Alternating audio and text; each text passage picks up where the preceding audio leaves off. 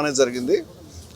అదే డిబేటు అంటే మతానికి సంబంధించి ఏ విధంగా రాజకీయ పార్టీలు అబ్యూజ్ చేస్తున్నాయనే విషయం మీద డిబేట్ ఉంటుందని నాకు చెప్పారు.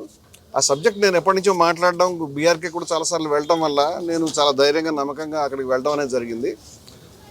ఆ యొక్క చర్చ ప్రారంభంలోనే నన్ను చెప్పమని అన్నప్పుడు నేను కొన్ని విషయాలు చెప్తూ కొన్ని ఫొటోస్ దృశ్యాలు చూపించి రాజకీయ పార్టీలు ఏ విధంగా రాముడిని కృష్ణుని మతానికి సంబంధించి ఉపయోగిస్తున్నాయి వాళ్ళ ప్రయోజనాలకి అనేటువంటి దానికి ఉదాహరణలు చెప్తూ ఈ బొమ్మ చూపించానండి. ఇది ఒక పేపర్ కటింగ్. ఇది ప్రధానమంత్రి మోదీ గారు ఇటీవల హైదరాబాద్ వచ్చినప్పుడు ఆ పార్టీ కార్యకర్తలు వారి అభిమానులు కావచ్చు, దీంట్లో కృష్ణుడి యొక్క విశ్వరూప సందర్శన చిత్రం అండి. దాని ప్లేస్లో కృష్ణుడికి అనేక ముఖాలు ఉన్నట్టుగా ఉంటుంది.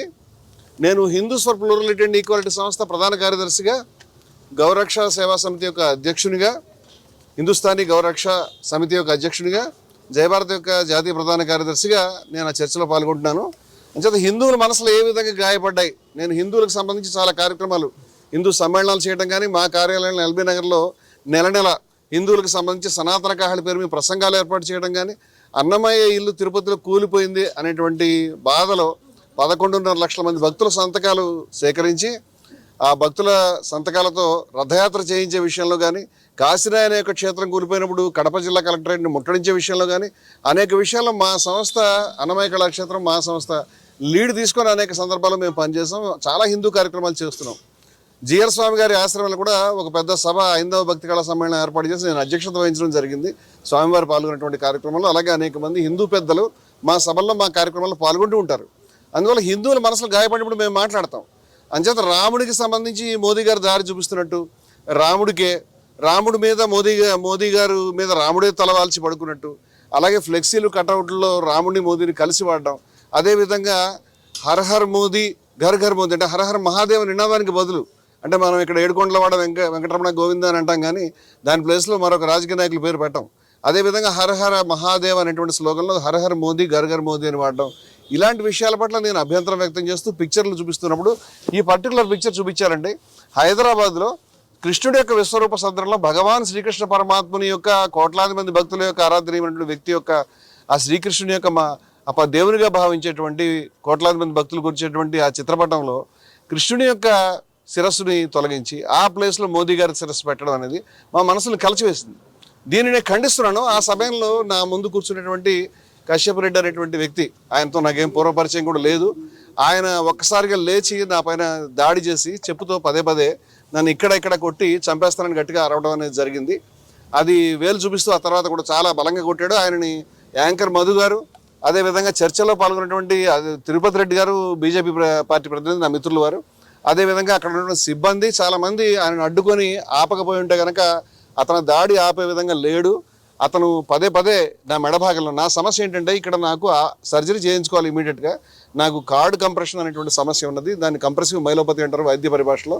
దాంతో నేను సఫర్ అవుతున్నాను, ఎందుకంటే ఒక నెర్వ్ ప్రెస్ అవుతూ ఉంటుంది, దానికి సంబంధించి నాకు పెయిన్ ఉంటుంది. అక్కడ అతను నన్ను తీవ్రంగా పదే పదే కొట్టడం, ఆ తర్వాత కూడా అందరు సిబ్బంది ఆయనని సారీ చెప్పమంటే సారీ చెప్పను చంపేస్తానని చెప్పడం అనేది గట్టిగా అరవడం అనేది జరిగింది. చర్చకు వచ్చింది, చర్చల్లో అభిప్రాయాలు చెప్పడానికి కానీ ఎవరినైనా కొట్టుకోవడానికి చంపుకోవడానికి కాదు అని అతనికి నాగరికమైన భాషలో ఏ విధంగా చెప్తున్నప్పటికీ కూడా అతను వినే పరిస్థితిలో లేడు. గతంలో కూడా ఆ వ్యక్తి బీఆర్కే ఛానల్లోనే 1-2 సార్లు చర్చలకు రావటం, అంతకుముందు గోవుకు సంబంధించిన చర్చ జరుగుతున్నప్పుడు బలంగా అతను చేతులు చూపిస్తూ మా వైపు నరికేస్తా చంపేస్తా అని మాట్లాడినటువంటి సందర్భాలు కూడా గతంలో జరిగినాయి. అంతకుముందు కూడా మళ్ళీ మరొక చర్చలో ఆన్లైన్లో పాల్గొన్నప్పుడు కూడా ఇదే ధోరణి అతను కనపరచడం అనేది జరిగింది.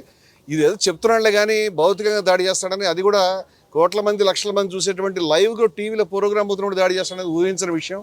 ఈ విధంగా బరి తెగించి దాడి చేయడానికి అతనికి మరి అటువంటి వ్యక్తి ఏ రాజకీయ పార్టీని కానీ, ఏ విలువల్ని కానీ, ఏ మతాన్ని కానీ, ఏ వ్యవస్థను కానీ, మన మతంలో పరిత్యాగం ఉంది, మన మతంలో విద్వేషరాహిత్యం ఉంది, హిందూ మతంలో కరుణ ఉంది, పరిత్యాగం ఉంది, నిర్మోహత్వం ఉంది, ఎన్నో గొప్ప విలువలు ఉన్నాయి.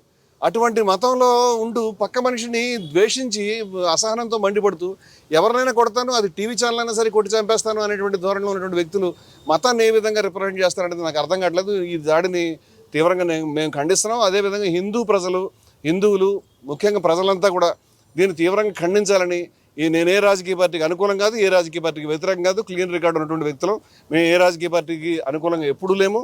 అంచేత రాజకీయ బ్రాండ్ మా మీద వేస్తే కుదరదు, ఏ రాజకీయ పార్టీకి వ్యతిరేకంగా కూడా లేము. అంచేత కొన్ని విలువల గురించి మాత్రమే మాట్లాడుతున్నాం మేము. ఇటువంటి పరిస్థితుల్లో అతను బయటకు వచ్చినప్పుడు మళ్ళీ కూడా అతన్ని లోపలికి పిలిచే ప్రయత్నం జరిగింది.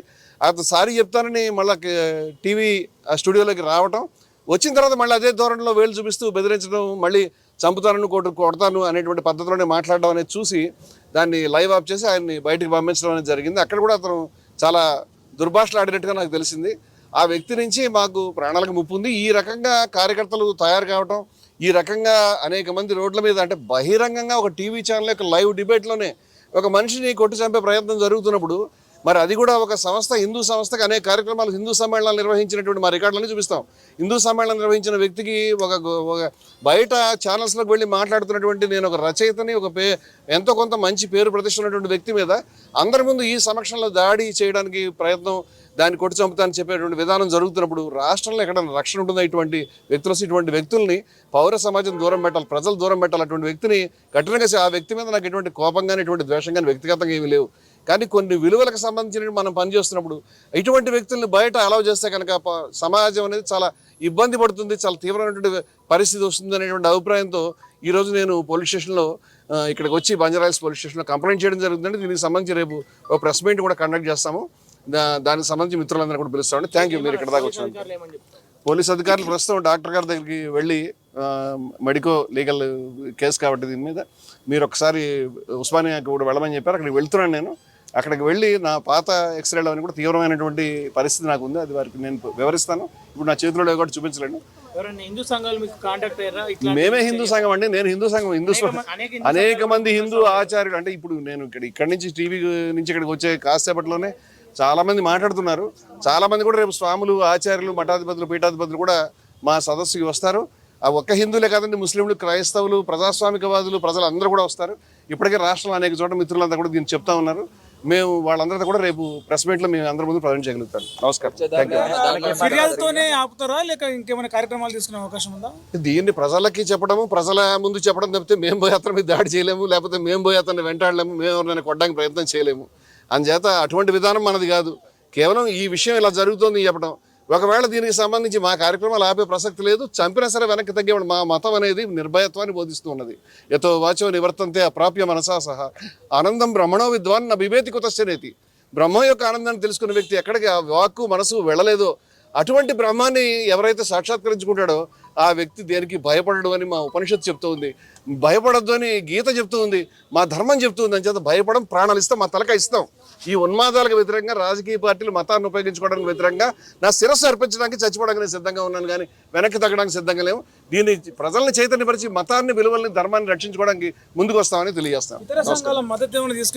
ఇతర సంఘాల మద్దతు ఎవరిస్తే వాళ్ళది ఖచ్చితంగా తీసుకుంటామండి. ఎందుకంటే రాష్ట్రంలో ఉన్నటువంటి దీన్ని మానవత్వంలో ఎవరైనా ఖండిస్తారని నేను అనుకుంటున్నాను. ఖచ్చితంగా దీన్ని తీసుకుంటాం. ఇటువంటి ఎలిమెంట్స్ ఎవరైతే ఉన్నారో వాళ్ళ రాజకీయాల నుంచి, పార్టీల నుంచి, సంఘాల నుంచి, పౌర జీవితం నుంచి, ప్రజా జీవితం నుంచి దూరం చేయడానికి ఎటువంటి ప్రయత్నం చేయాలో దీన్ని పరిశుద్ధం చేయడానికి ఆ ప్రయత్నాలన్నీ చేస్తామని ఖచ్చితంగా తీసుకుంటాం.